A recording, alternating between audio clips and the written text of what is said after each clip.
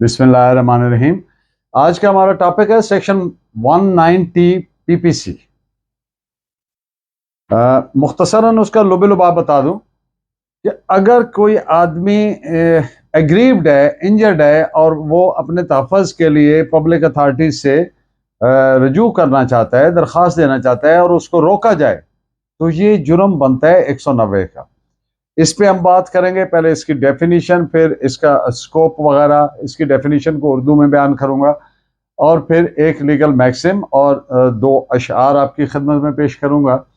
और आप समझें कि किसी तौर से ये लेक्चर आपके लिए मुफीद है तो काइंडली सब्सक्राइब कर दिया करें ताकि हर लेक्चर आप तक पहुंचता रहे। So firstly, I read out the definition of section 190 as contained in PPC. Whoever holds out any threat of injury to any person for the purpose of inducing that person to refrain or desist from making a legal application for protection against any injury to any public servant legally empowered as such to give such protection or to cause such protection to be given shall be punished with imprisonment of either description for a term which may extend up to 1 year or with fine or with both।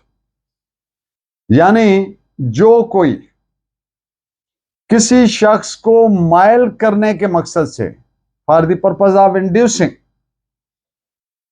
नुकसान की धमकी में रखता है, holds out यानी ऐसी धमकी जो उस आदमी पर मौजूद रहे कि वो शख्स किसी नुकसान के खिलाफ पब्लिक सर्वेंट जो तहफ़्फ़ुज़ दे सकता है या दिलवा सकता है को तहफ़्फ़ुज़ के लिए दरख्वास्त देने से बाज और ममनू रहे तो ऐसे शख्स को 1 साल तक सजाए कैद या जुर्माना या दोनों की सजा दी जाएगी।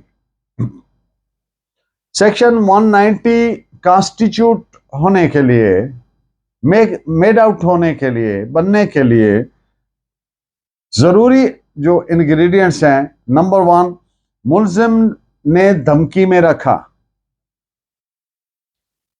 और ये नंबर 2, और ये धमकी इंजरी करने की थी। नंबर 3, इस धमकी का मकसद उस शख्स को मायल करना था, इंड्यूस करना था कि उसको जो इंजरी हुई है, जो पहले से है, के बारे में पब्लिक सर्वेंट को तहफ़्फ़ुज़ के लिए दरख्वास्त देने से बाज और ममनू रहे। और एंड नंबर 4, और वो पब्लिक सर्वेंट ऐसा पब्लिक सर्वेंट जो मजाज हो, एम्पावर्ड हो कि वो तहफ़्फ़ुज़ दे सकता है या दिलवा सकता है। ये इसके बेसिक 4 इंग्रेडिएंट्स है। सेक्शन 190 वहां अप्लाई होगी जब थ्रेट करने का मकसद, ऑब्जेक्ट, मुद्दई को रोकना है कि वो अथॉरिटीज को तहफ़्फ़ुज़ के लिए अप्लाई करने से बाज रहे। इस पे आप एक केस भी नोट फरमाएं, 1885 ब्रैकेट ILR 8 मद्रास पेज 140। अब एक शख्स है जो क्लेम करता है कि उसका इस प्रॉपर्टी में राइट बनता है, जबकि दूसरा शख्स उसके इस राइट को तस्लीम नहीं करता। पहला शख्स थ्रेट करता है दूसरे शख्स को कि मैं सूट फॉर डिक्लेरेशन करूंगा, दावा इस्तिकरार हक करूंगा और स्टे लूंगा आपके खिलाफ। तो ये इस तरह की जो थ्रेट है वो सेक्शन 190 के जुमरे में नहीं आती।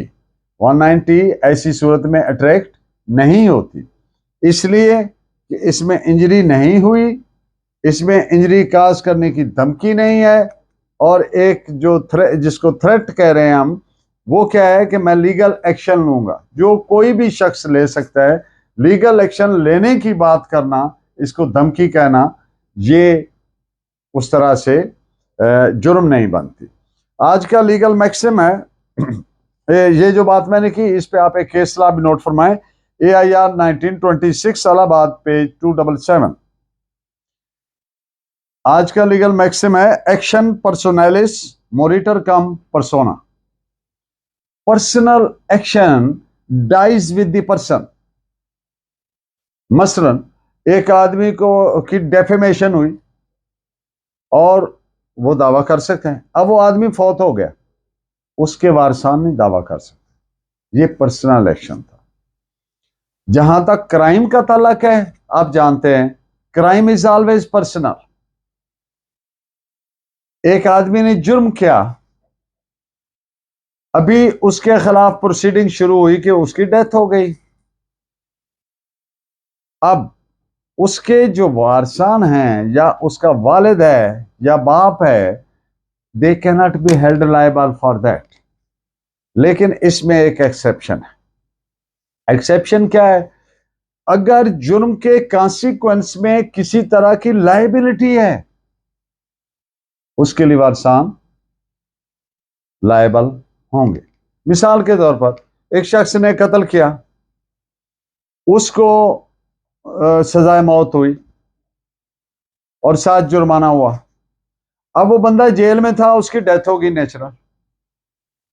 वो जो जुर्माने की रकम है, क्राइम तो अबेट हो गया, खत्म हो गया। Crime dies with the person. जुर्म करने वाले के की जब डेथ होती है तो उसका जुर्म की उसके साथ ही डेथ हो जाती। अब ये जो उसका फाइन था, इसके लिए उसके वारसान जिम्मेदार होंगे। इसलिए कि उसने अगर कहीं से पैसे लेने थे तो वो भी तो वारसान ले सकते हैं, तो उसने कहीं देने तो वो भी उनको जिम्मे लायबिलिटी आएगी। एंड इन इन पॉइंट्स पे कुछ case law note फरमाएं।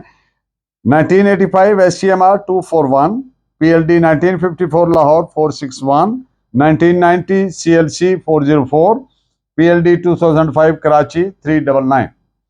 And in the end of the lecture दो खूबसूरत अशार आपके लिए।